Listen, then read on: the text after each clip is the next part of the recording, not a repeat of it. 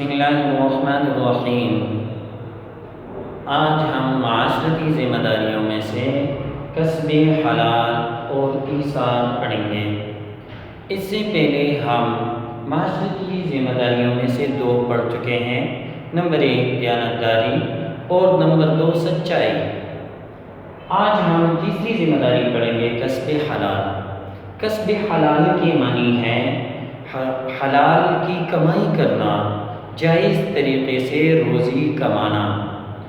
رزق حلال کا درس اللہ تعالیٰ نے قرآن مجید میں دیا ہے اور حرام سے ممانعت کی ہے۔ اللہ تعالیٰ نے قرآن مجید میں فرمایا وَلَا تَأْكُلُوا أَمْوَالَكُمْ بَيْنَكُمْ بِالْبَاطِلِ، تم اپنے مالوں کو باطل طریقے سے مت کھاؤ۔ باطل طریقے کا مطلب یہ ہے کہ جو بھی حرام کمانے کے ذرائع ہیں اس سے کمائے ہوئے پیسے وہ باطل طریقے ہیں۔ چوری کا طریقہ ہے، لوٹ مار کا طریقہ ہے، بتہ خوری کا طریقہ ہے، سود خوری کا طریقہ ہے، رشوت لینے کا طریقہ ہے، دھوکہ دہی کا طریقہ ہے، ظلم و زیادتی سے پیسے کمانے کا طریقہ ہے، کرپشن کا طریقہ ہے، قسموں سے، جھوٹی قسموں سے چیزوں کے بیچنے کا طریقہ ہے۔ یہ سارے جو ہیں غلط ذرائع ہیں مال کمانے کے، اس کی ممانعت آئی ہے۔ اللہ تعالیٰ نے قرآن مجید میں جائز طریقے سے مال کمانے کا حکم دیا۔ انبیاء علیہ السلام کو بھی یہی حکم ملا کہ تم حلال کی اور پاکیزہ روزی کھاؤ۔ اللہ تعالیٰ نے فرمایا یا ایھا الرسل کلوا من طیبات واعملوا صالحا، اے میرے رسولو تم پاکیزہ رزق کھاؤ اور اچھے اعمال کیا کرو۔ دوسری جگہ پر اللہ تعالیٰ نے پوری انسانیت کو یہی حکم دیا ہے کہ سارے کے سارے حلال کی کمائی اور پاکیزہ کمائی کھائیں۔ یا ایھا الناس کلوا مما فی الارض حلالا طیبا، اے لوگو تم کھاؤ پاکیزہ رزق اور حلال کا، یعنی جائز طریقے سے کمائی ہوئی رزق وہ کھاؤ۔ وَلَا تَتَّبِعُوا خُطُوَاتِ الشَّيْطَانِ، اور شیطان کی قدموں کی پیروی مت کرو، یعنی حرام کے راستے پر مت چلو، اس لیے کہ یہ شیطان کا راستہ ہے۔ اور شیطان کیا چاہتا ہے؟ إِنَّهُ لَكُمْ عَدُوٌّ مُّبِينٌ، وہ تمہارا صریح دشمن ہے، وہ چاہتا ہے کہ تمہیں گمراہ کر دے۔ تو حرام کے طریقے سے کمائی سے انسان گمراہ ہو جاتا ہے اور شیطان کے قدموں پر چلنے لگتا ہے، اور حلال کے طریقے سے انسان وہ اللہ تعالیٰ کے راستے پر چلنے لگتا ہے اور راہ راست پر ہی رہتا ہے۔ اس لیے اللہ تعالیٰ نے تمام مسلمانوں کو بھی یہی حکم دیا ہے کہ تم حلال کی کمائی کرو۔ یا ایھا الذین آمنوا کلوا من طیبات مما رزقناکم، اے مسلمانوں، اے اہل ایمان، تم پاکیزہ رزق کھاؤ اور اس رزق میں سے جو میں نے تمہیں دیا ہے، اس روزی میں سے جو میں نے تمہیں دی ہے اس میں سے تم کھاؤ۔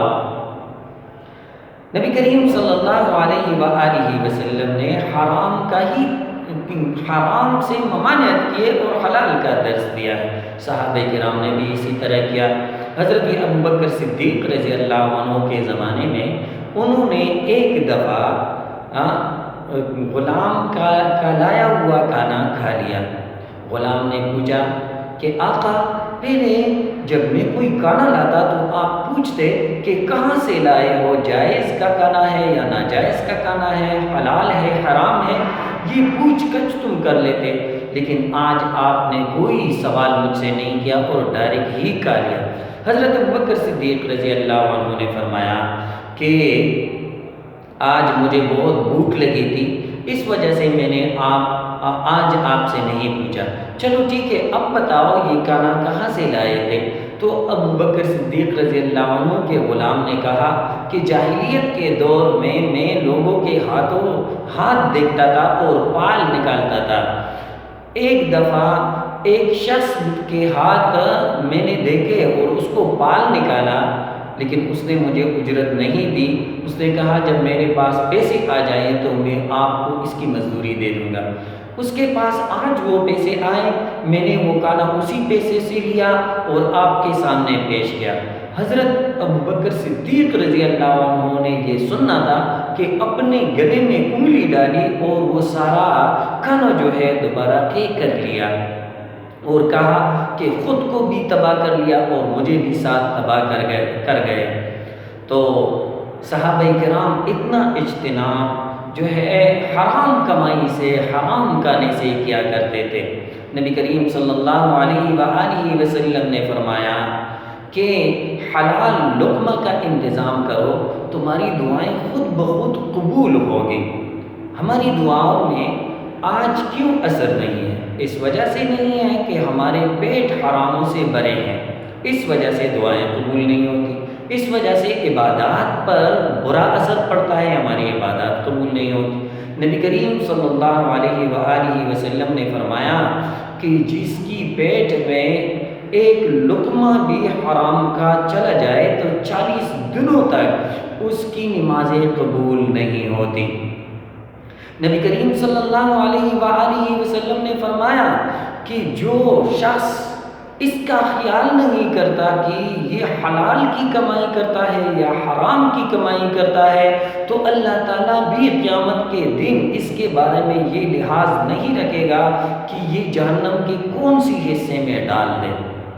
نبی کریم صلی اللہ علیہ وآلہ وسلم نے فرمایا جو حلال کی روزی کماتا ہے وہ اللہ کا دوست ہوتا ہے، الکاسب حبیب اللہ، اور حلال کی روزی کمانے والا یہ جو ہے قیامت کے دن شہداء اور انبیاء کے ساتھ ہوں گے۔ التاجر الصدوق الامین مع الشہداء، تاجر جو صادق بھی ہے اور امین بھی ہے وہ قیامت کے دن وہ شہداء کے ساتھ ہوں گے۔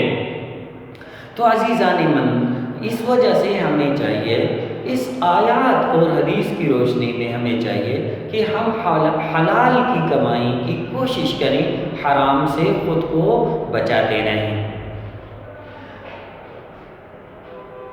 چوتھی جو ذمہ داری ہے وہ ہے ایثار کے معنی ہے قربانی دینا، اپنے اوپر دوسروں کو ترجیح دے دینا، اس کے معنی ہے یہ جس معاشرے میں اپنے حقوق کے بجائے دوسرے کے حقوق دینے کی بات کی جا رہی ہو وہ جو ہے سب سے اچھا معاشرہ ہوتا ہے۔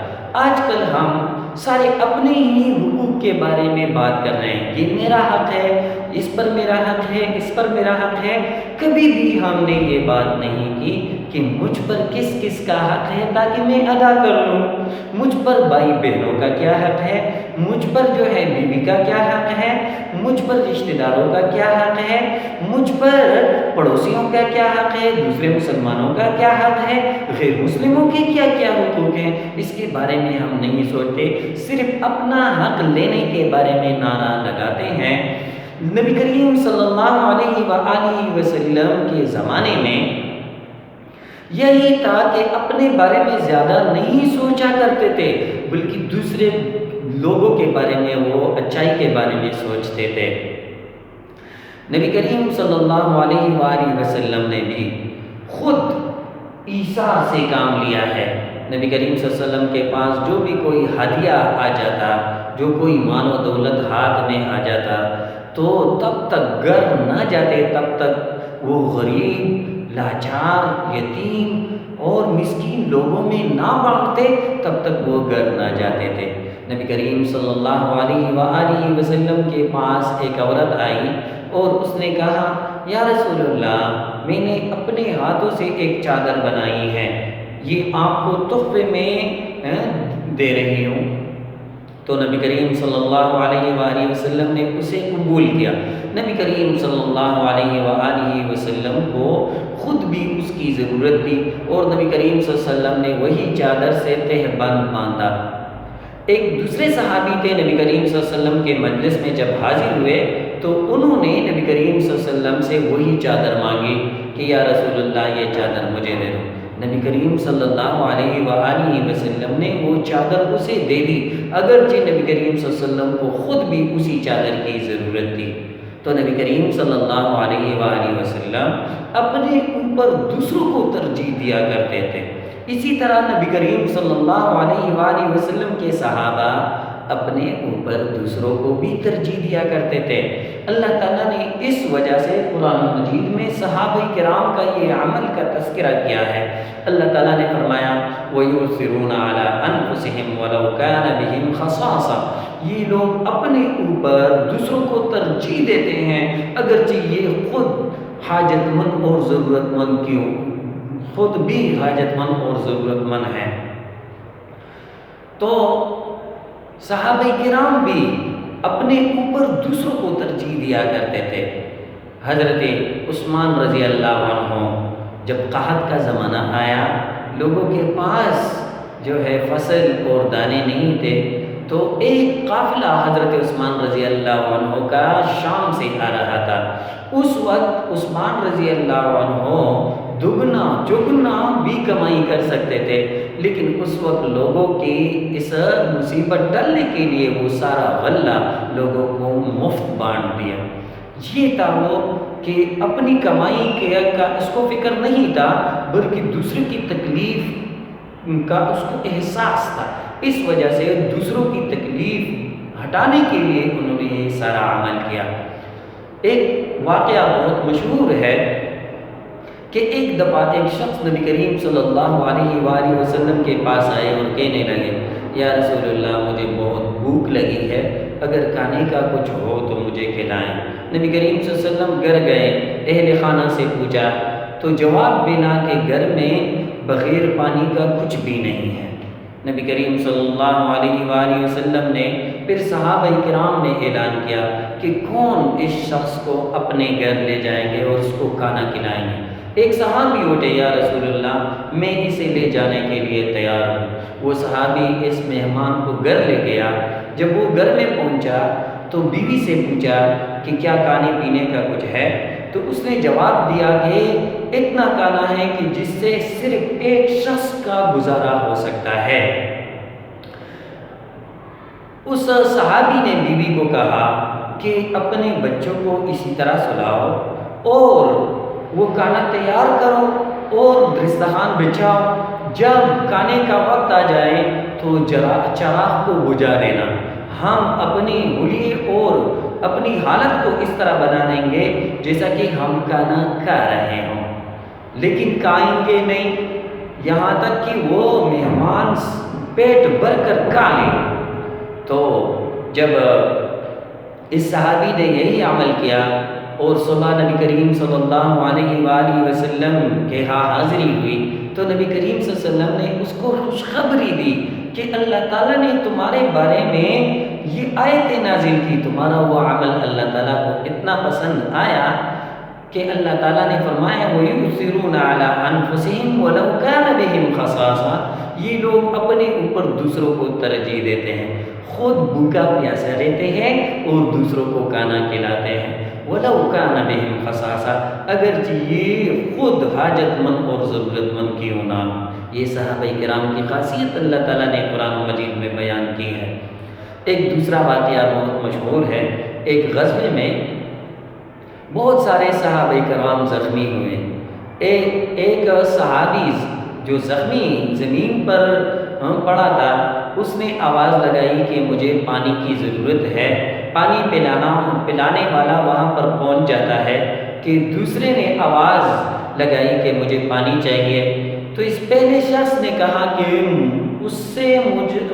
اس کو مجھ سے زیادہ ضرورت ہے، اس کے پاس پانی لے چلو۔ وہ شخص اس کو چھوڑ کر دوسرے کے پاس جاتا ہے، تو جب اس کے پاس پہنچ جاتا ہے پانی پلانے والا تو تیسری جگہ سے آواز آتی ہے کہ پانی دے دینا، تو دوسرا بھی کہتا ہے کہ اسے مجھے زیادہ ضرورت ہے، اسے پانی پلائیں۔